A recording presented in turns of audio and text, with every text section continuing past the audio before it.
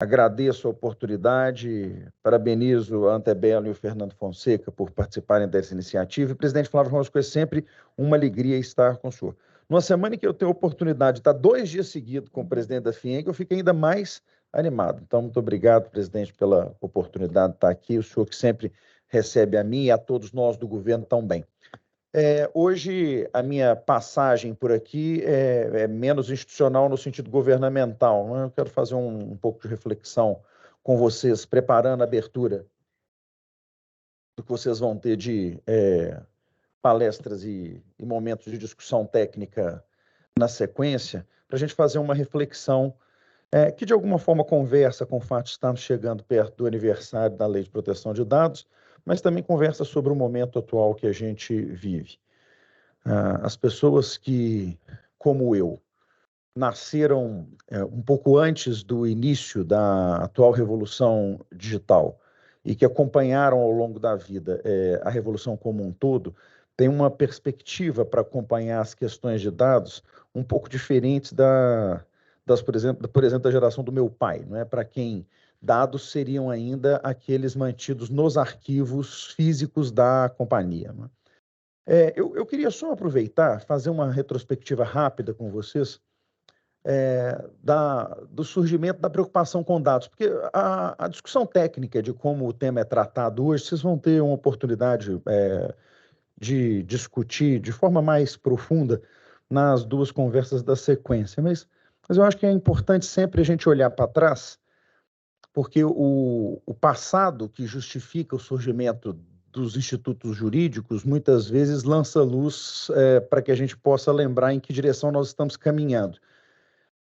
Eu falo isso sobre proteção de dados porque, num momento como o que nós vivemos, em que a inteligência artificial ganha cada dia mais notoriedade, alguns podem achar, esses mais desavisados que chegam a tratar do tema agora como primeira oportunidade, porque todo dia tem gente chegando no mercado de trabalho. Então a pessoa está chegando, fala, tem uma regra sobre proteção de dados, e a pessoa já fala, é porque a gente pode ganhar dinheiro com isso, usando esses dados, quando na verdade a origem da discussão de proteção de dados tem menos a ver com a monetização ou o valor monetário da informação e mais a ver com os direitos da personalidade das pessoas cujos dados estão sendo mantidos ali, sejam elas pessoas físicas ou jurídicas, né? E se a gente for tentar fazer uma visão mais antiga, né, olhando para trás um pouco mais, a gente acaba percebendo que esse é um processo de evolução relativamente natural quando a gente olha para as instituições jurídicas. Mas se a gente pensar na evolução ao longo do tempo,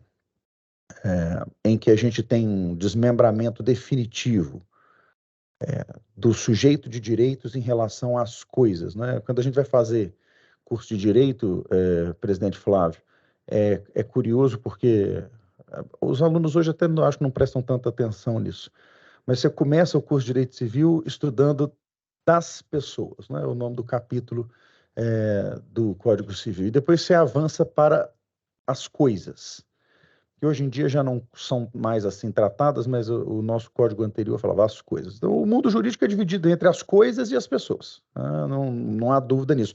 Mas essa divisão ela é relativamente recente do ponto de vista histórico, né? Durante muito tempo, o ser humano transitava do lado das coisas.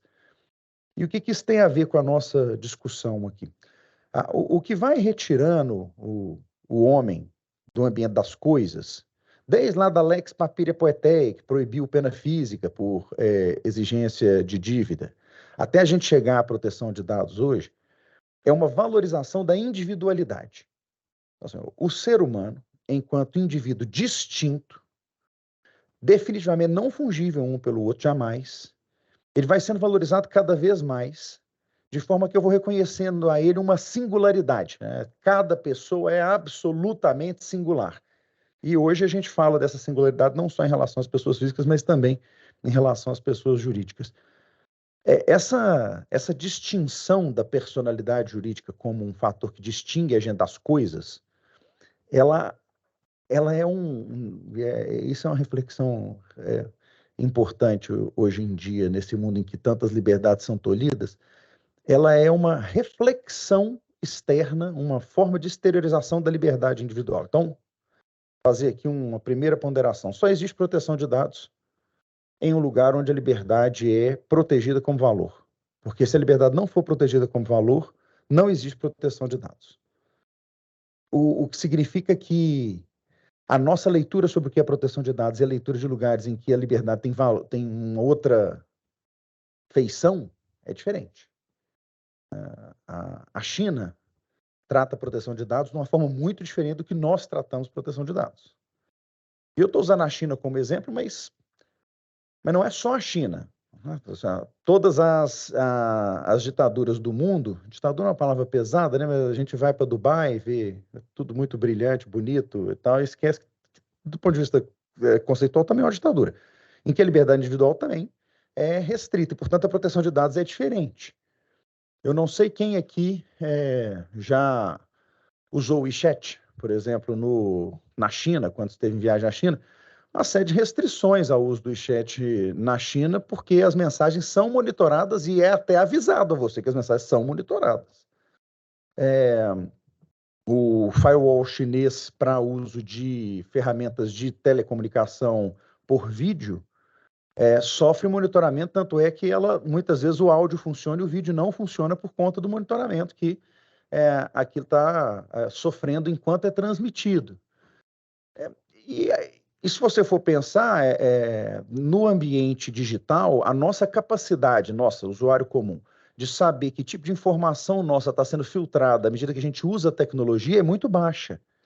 Especialmente porque nós somos dotados de um negócio chamado dedinho nervoso, que sai aceitando tudo que aparece na tela da gente. Então, mesmo dentro da legislação brasileira ou americana, que é mais rigorosa, nós acabamos dando autorização para que os nossos dados sejam usados sem nenhum tipo de critério, porque a nossa vontade de passar para a tela seguinte é tão grande que a gente concorda, se estiver escrito ali, todos os seus bens futuros serão doados para o programador. Ok, qual é a sua senha? Você ainda põe o seu token lá de assinatura digital, que aliás não anda conosco, né? A gente podia fazer uma aula só sobre uma discussão, uma palestra, um livro, um seminário, um ano de discussão só sobre por que os contadores têm os nossos certificados digitais, ao invés de nós mesmos, né? Eu ainda vou, com todo respeito aos contabilistas, gente, nada contra, não estou desconfiando dos contadores, não, mas eu queria saber que classe é essa de gente que merece a confiança de carregar a assinatura da gente no bolso. Não é? Assim, a gente não dá o certificado digital para a mãe da gente. Não, ele tem o certificado e, aliás, só ele tem a senha, porque você não sabe a senha, né? A senha quem tem é ele, que foi ele que anotou a senha. Mas eu não vou nem entrar nessa discussão. Eu acho muito engraçado quando a gente fala em proteção de dados e aí você pergunta para o diretor da empresa, você fala, e o seu token está com quem? E fala, qual token? Eu falei, a sua assinatura digital. Eu não tenho. O senhor tem. Tem não? Tem. Só que apostar, não, aquele que está lá na contabilidade é só para coisa de imposto. Fala, bom, é bom avisar isso para o token, né? Porque ele não sabe disso, ele assina qualquer coisa, não só coisa de imposto. Mas a gente pode falar disso num outro momento. Eu acho que a gente acaba tendo. Nós somos uma sociedade muito utilitarista, né? Então, quando a gente tem que cumprir qualquer dever, a gente acaba naquela pergunta da criança de 5 anos, que é o porquê, né? Por que tem que fazer isso? Por quê? Por que eu tenho que fazer isso? Por que tem que ter proteção de dados? Por que eu tenho de ter segurança da informação? E aí as respostas são... Eu gostaria que a resposta fosse a resposta porque isso é uma forma de demonstrar respeito pelos dados do outro e responsabilidade pelo que nos é confiado em termos de informação. Aí você pode escolher qualquer outra resposta. Você pode dizer que é porque é moda. É moda, assim, é moda. Então, todo mundo faz. Por que nós não vamos fazer? Todo mundo tem que fazer, ué. E se for por moda, é porque acaba sendo uma ferramenta de marketing. Você mostrar que você é uma empresa que trata dados com segurança, dá a você a possibilidade de alcançar público que talvez você não alcançasse. Vou dar um exemplo simples. Como é que a moda pode ser útil nessa discussão? Vocês já repararam que o uso de bancos digitais por jovens é infinitas vezes maior do que por pessoas mais velhas? As pessoas mais velhas não gostam do conceito do banco digital. Em que pese eles usarem no banco tradicional todos os serviços que um banco digital usa, porque, afinal de contas, hoje em dia, todo mundo paga com aproximação, ou quase todo mundo. usa o aplicativo, mas ele não confia, a pessoa mais velha não confia no banco digital. É porque no mindset daquela pessoa, ele acha que o procedimento do banco é inseguro. Certo? Então, tem várias pesquisas mostrando isso. Mas da onde vem essa sensação de insegurança? É porque a pessoa mais velha é boba? Ela é intelectualmente mais frágil? Alguém aqui teve a oportunidade de ir à Disney quando era criança e voltar depois que tinha filhos? Você foi? E como é que você chama? Desculpa. Graciele, a sua sensação de andar na montanha-russa, quando você foi a primeira vez e quando você voltou com os filhos, é a mesma? Assim, o grito é pelo mesmo motivo? Assim, você continuava... É, há um estudo na Disney dizendo que há uma ansiedade diferente nos usuários de montanha-russa que voltam ao parque mais velhos. Esse processo é o mesmo processo que faz com que bancos não aceitem presidentes com mais de 65 anos, mas eu volto nisso daqui a pouco. Há uma tendência natural do ser humano de ficar mais conservador à medida que ele envelhece. Por um acúmulo de experiência sobre risco. Certo? Então, a pessoa, quanto mais velha ela é, mais vezes ela viu problemas acontecerem e, portanto, mais desconfiada ela se torna em relação à segurança no geral. Como disse um amigo meu outro dia, falou, eu não tenho medo do brinquedo, eu tenho medo do menino de 18 anos de idade ganhando salário mínimo que opera o brinquedo. Assim, o meu medo é com... Há uma tendência, então, a Disney fez esse estudo, de que quando a pessoa volta com o filho, eles até brincam, que o grito da emoção é substituído por um grito de pânico. Porque a pessoa fala, meu Deus, por que eu estou de cabeça para baixo, preso só por essa alcinha? Tá certo? Se esse negócio abrir aqui, como é que vai ser? A percepção do risco acaba aumentando. Então, o fato da população mais velha não gostar de usar uma determinada tecnologia com a qual ela está familiarizada, porque uma coisa é você falar que a pessoa mais velha não usa porque ela não entende a tecnologia. Mas eu estou falando de uma tecnologia com a qual ela está familiarizada. O banco digital não é nada diferente do aplicativo do banco tradicional que a pessoa usa. A resistência dele, quando eu falo pessoa mais velha, é pessoa de 80 anos, não, tá, gente? Nós estamos falando de pessoas de 30 e poucos anos. Na hora que você pega a carteira do banco digital, ela é invertida em relação aos bancos tradicionais. O banco digital tem o grosso da sua carteira na população abaixo de 30 anos e o sistema bancário tradicional tem o grosso da carteira acima de 30 anos. Quando você pega essa carteira de cima, o que você percebe é que essas pessoas que estão para cima, elas não confiam nos sistemas de proteção de dados em geral. Elas acreditam, de alguma forma, que a hard copy do documento dela está mais bem guardada se for um papel do que se for um arquivo transmitido digitalmente. Mal sabe ela, e aí é um pouco de desinformação, que o papel que ela deixa no banco tradicional é imediatamente digitalizado e se transforma numa cópia digital em algum lugar, né? Banco nenhum hoje em dia paga arquivo físico para ficar guardando cópia de documento de ninguém. Mas essa resistência mostra como é que fazer publicamente, demonstrar publicamente que você é responsável com dados, por moda, pode ter um efeito de marketing importante para a geração de valor. Então, eu estou falando do banco só para dizer que quanto mais os bancos digitais demonstraram ao longo dos últimos anos que eles são responsáveis com a guarda e resposta por corrupção de dados, maior a confiança que eles adquirem das pessoas. Mesmo quando eu faço isso por um movimento de marketing, essa discussão foi muito feita lá pelas tantas sobre o cartão de crédito da XP, mostrar segurança como estratégia de marketing.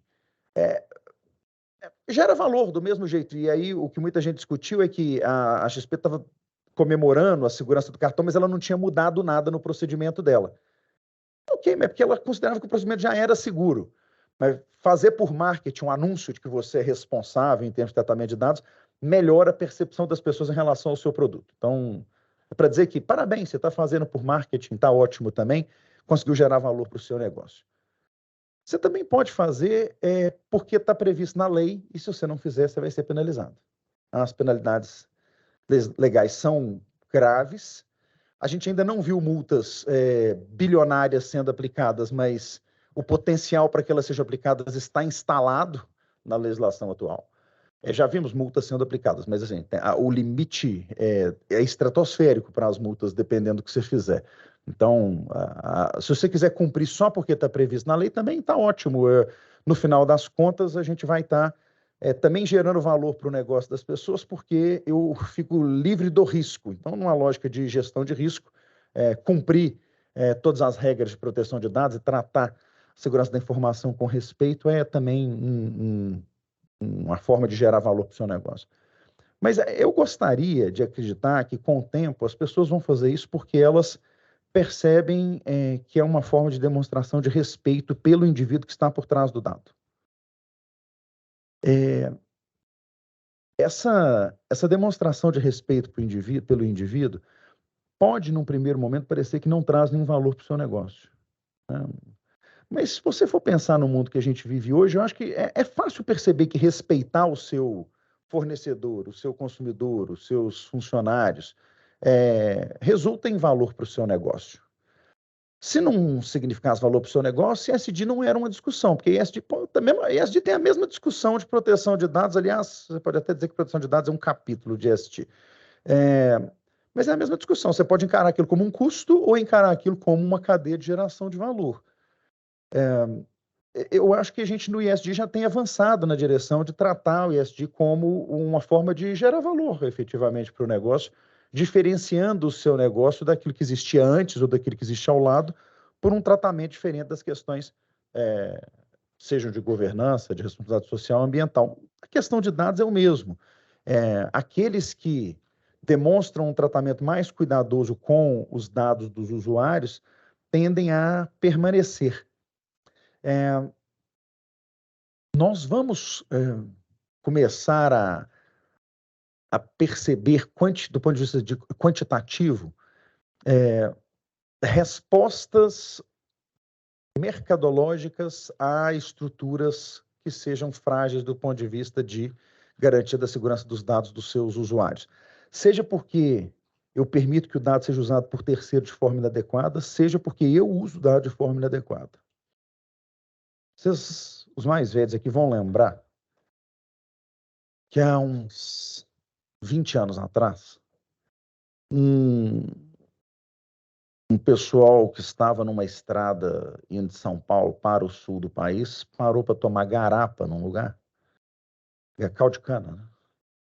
E o sujeito moeu a cana e moeu uns barbeiros junto com a cana e matou algumas pessoas por uma infecção de doença de Chagas em volume. O vírus entrou em tanta quantidade na pessoa que, ao invés de Chagas matar ao longo de anos, que é o que normalmente acontece com Chagas, matou as pessoas por intoxicação viral. Na frente da Assembleia Legislativa de Minas Gerais, a 2.500 quilômetros de distância da onde esse negócio aconteceu, havia, durante décadas, um caminhãozinho cor-de-rosa que vendia garapa.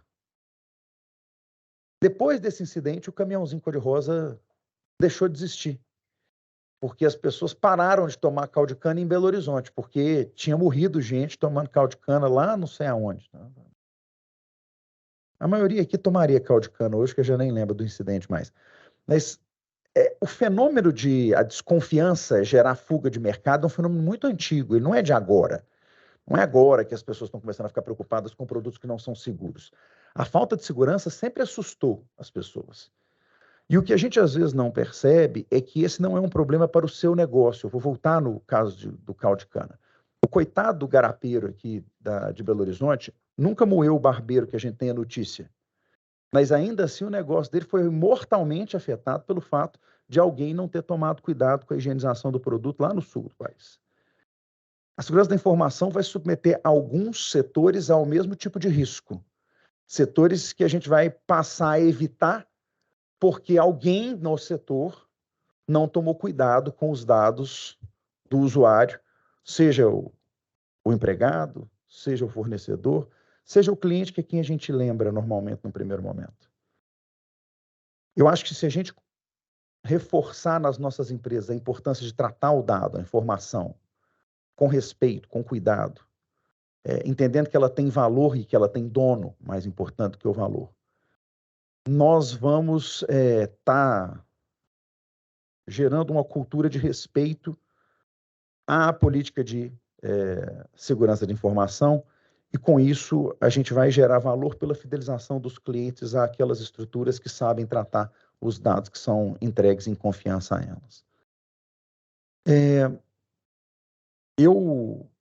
Eu só fico com medo de que no meio desse processo, e aí as nossas assessorias especialistas no tema de segurança de dados e proteção de dados e segurança da informação são as responsáveis por não permitir que isso aconteça. Eu só tenho medo de que a gente se perca em algum momento entre a burocracia da proteção de dados e o objetivo propriamente da proteção de dados. É porque num mundo em que tecnologicamente as coisas avançam na velocidade que estão avançando, a chance da gente cumprir o procedimento e não estar oferecendo segurança efetiva é muito grande.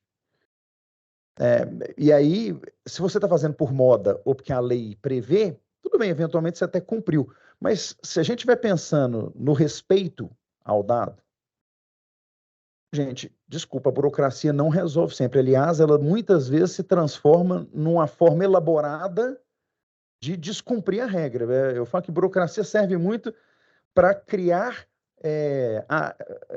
rachaduras pelas quais eu consigo passar à margem do sistema, né? Então, tomem muito cuidado com isso, né? Eu fico muito preocupado quando eu vejo a criação de sistemas, e burocracia no sentido de processos, né, automáticos, não focados no fim. Você criar só um processo automático para tratar o dado sem se preocupar com o que efetivamente a lei quer proteger, acho que é um risco grande. Eu vou começar a encerrar minha conversa com vocês contando um caso real para que vocês entendam o que eu estou chamando a atenção aqui sobre o risco da burocracia tomar conta do sistema de proteção de dados e segurança da informação. Eu sou agricultor, o presidente Flávio sabe disso, e eu sou professor de governança em cursos voltados a famílias do agro, né? Então, eu viajo muito acompanhando missões que estão tentando entender o que está acontecendo no agronegócio no mundo inteiro. Um pouco antes da pandemia, eu fui ao Vale do Silício, mais uma vez acompanhando algumas famílias, e eu fui visitar um escritório da Monsanto, chamado World Climate, uma das empresas que a Monsanto saiu comprando ao longo do processo de consolidação que ela fez no final da década passada.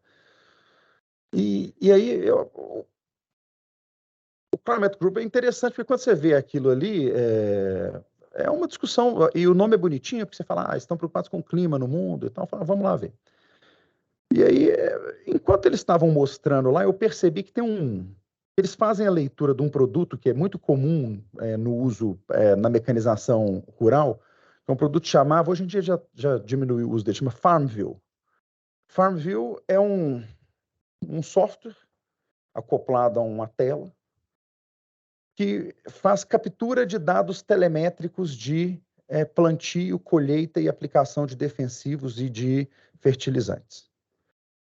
Se você usar o FarmView na sua potência máxima, você vai dizer ali qual é a semente que você escolheu plantar, qual é a adubação preparatória que você fez no solo, qual foi a sua velocidade de plantio, qual equipamento você usou, com o que você pulverizou a lavoura. Você vai dizer, vai cadastrar isso tudo lá. Vai cadastrar quantas vezes você voltou, que pragas apareceram. Depois, quando você colheu, quanto você colheu. Isso tudo não é digitado à mão.